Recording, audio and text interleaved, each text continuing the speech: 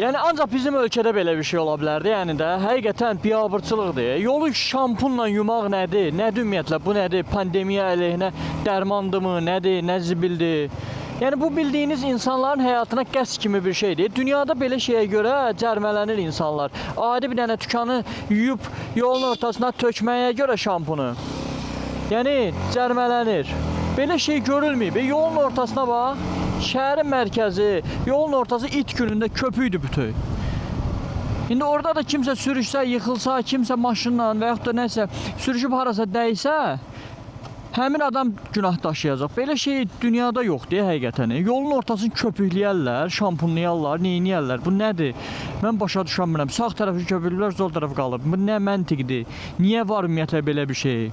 Bu adamlar hardan düşünür, nə ilə düşünür? Yəni bunu eləyən icra hakimiyyətidirmi, yoxsa nə bilim, nədir, hansı qurumdursa birbaşa cərmələnməli, yoxsa cəzalandırılmalıdır. Yəni belə şey qəbul olunan bir şey deyil, yəni. Yəni yolun hərəkət hissəsinə sən durub şampunla, sürüşkən vasitə ilə şey tökməyin birbaşa kiminsə həyatına qəsddir, yəni öldürməkdir. Kimsə yıxılsa həmin şirkətidir, həmin nədirsə onları məhv eləmək lazımdır. Vallahi buna bax, şəhərin mərkəzi bütöv köpüydür.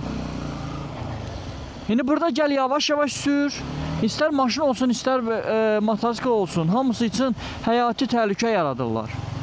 Bilə-bilə ha. Sən o elə şey eləməlisən ki, heç bir dezinfeksiya maddəsinin tərkibində belə köpüklənməli bir şey olmamalıdır. Yola tökürsən bunu.